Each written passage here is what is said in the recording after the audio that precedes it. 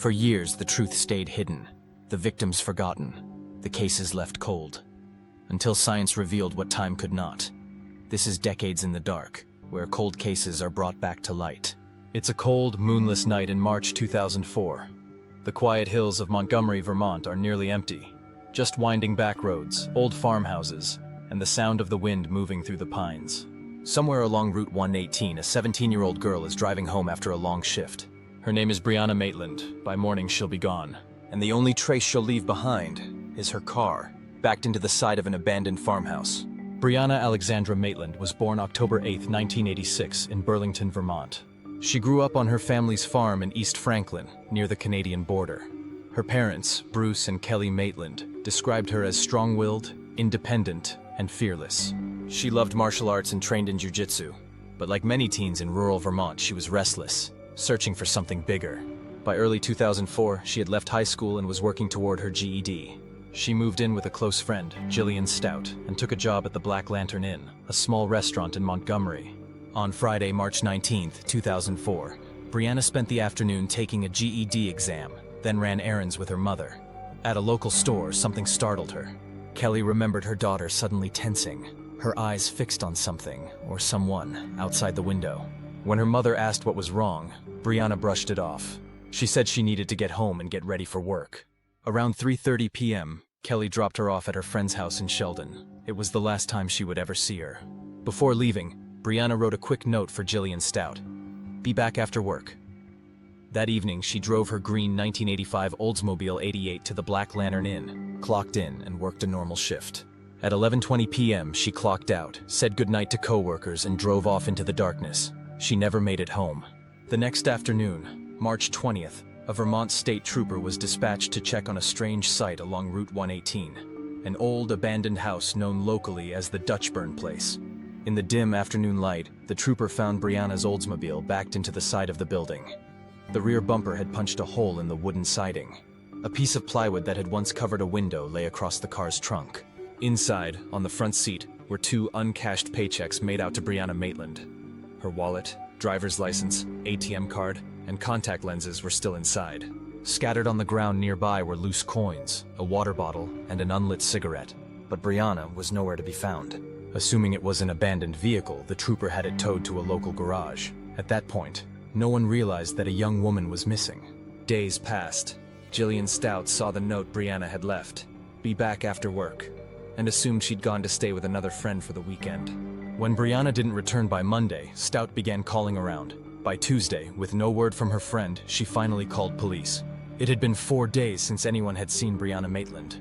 Only then did her parents learn that her car, her only way home, had already been found and impounded. By the time investigators connected the two events, almost a week of crucial evidence was gone. Several motorists had passed the Dutchburn house that night.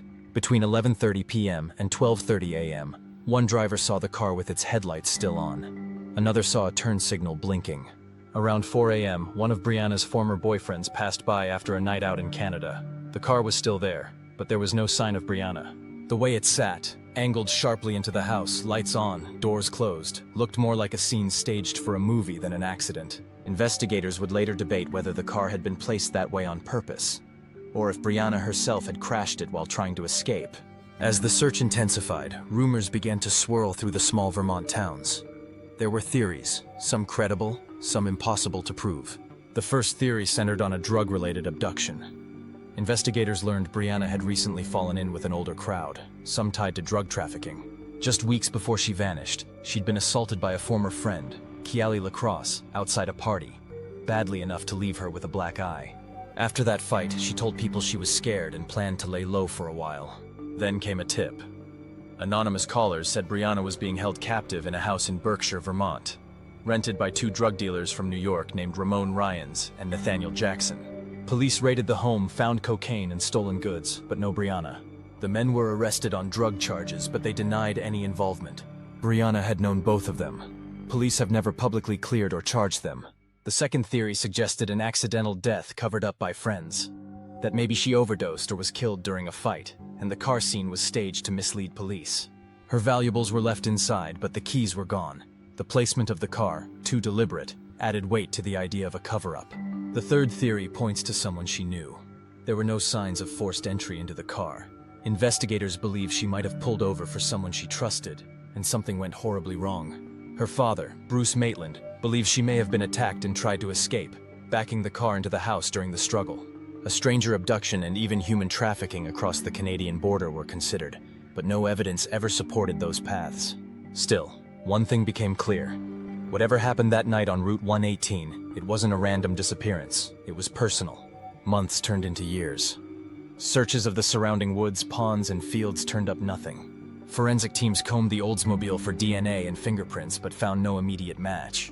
Brianna's story faded from national headlines, but her parents never stopped searching.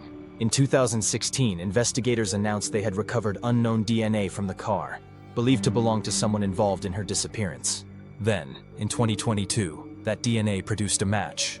A person of interest was identified and interviewed. Police confirmed the individual had cooperated, but no arrests were made. The name has never been released. In March 2024, 20 years after Brianna vanished, the FBI renewed their plea for information, offering a $40,000 reward for any lead that could solve the case. Investigators stressed that this case is not cold. They know who some of the players are. They just need proof.